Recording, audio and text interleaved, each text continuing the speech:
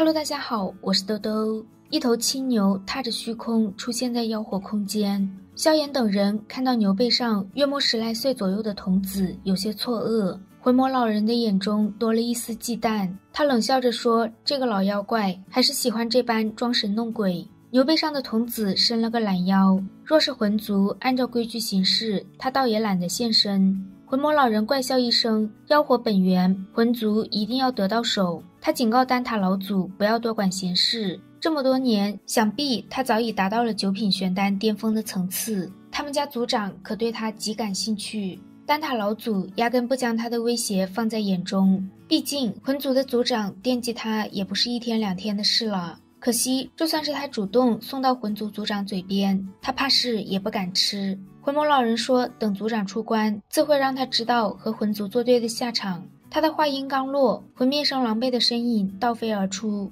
看到魂灭生如此狼狈，魂魔老人说他辱没了魂殿殿主的名头。魂灭生抹去嘴角的血迹，让魂魔老鬼少跟他倚老卖老。他又不是不知道和自己对战的萧晨的底细。丹塔老祖在和萧晨打过照面后，小丹塔的大长老终于回过神，他跪伏而下，激动的老泪纵横。老祖小手一挥，说现在不是叙旧的时候，他让萧炎将妖火本源交给他。萧炎心头一惊，看到老祖小脸上慈和又让人信服的笑容后，他一咬牙，将手中的黑色光柱丢了过去。一声夹杂着灵魂冲击的冷哼声在所有人耳边响起，魂魔老人身形瞬间消失，一把抓向光柱。突然，他的身体直接出现在丹塔老祖所在的地方，而老祖则诡异地出现在他先前的地方。魂魔老人猛地回过神，空间挪位，6星斗圣，你居然突破到6星了！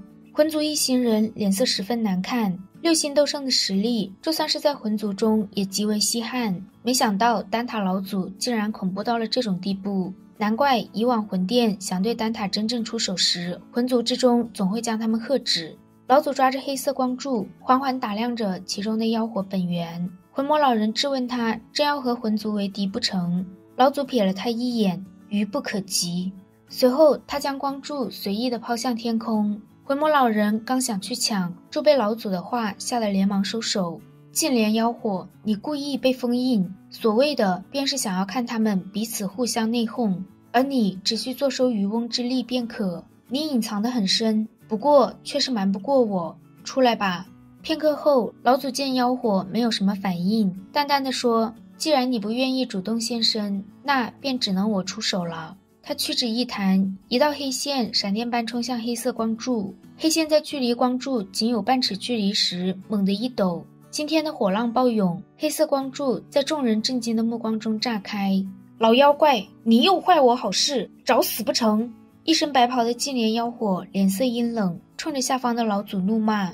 当初净莲妖圣大限将至时，之所以将妖火封印，就是因为他的性情暴虐，一旦让他进入中州，必会生灵涂炭。丹塔老祖轻叹一声，目光转向不远处的魂魔老人。魂魔老人怪笑一声，魂族巴不得妖火离开，到时候好抓捕他。现在他们更不会为了保护中州和丹塔老祖合作。萧炎连忙问，可需要他们出手？老祖笑着摇摇头，他短小的身体直接穿过火海，出现在妖火面前。即便妖火借助天地潮汐撕裂了空间，但随着天地潮汐的衰退，封印自会再度完善，到时妖火也无法离开。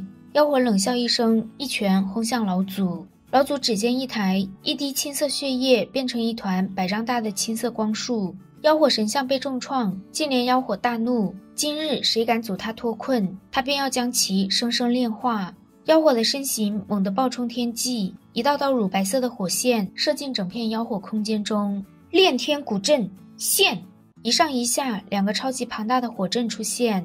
这数千年的封印，妖火已经参透了净莲妖圣亲自布下的大阵。如今在这妖火空间中，没有任何人能和他抗衡。当所有人因为突然转变的局面变得惊骇时，萧炎的手掌猛地捂住了额头。他脑海中那道光团仿佛要苏醒一般，正以一种惊人的频率颤抖着。魂魔老人回过神后，急忙看向远处通往中州的道路。他一边朝着空间通道爆射而去，一边喊着快撤。魂灭生3人咬着牙，极为不甘地跟了上去。眼看其他远古种族的长老也都跟上，熏儿目光转向萧炎，却看到他正捂着额头，一脸的痛苦。他的脸颊一变，急忙问萧炎怎么了。萧炎忍住脑海中剧烈的波动，咬着牙说他们也走。净莲妖火仰天大笑，他们现在想走可晚了。他的手指朝着空间通道的方向轻轻一点，一道乳白色的岩浆火柱将空间通道生生轰碎。魂魔老人一脸阴沉，这可是净莲妖圣构建的妖火空间，现在的大陆上怕是没有人能够强行硬闯进来。想到这里，他连忙向丹塔老祖发起联手邀请。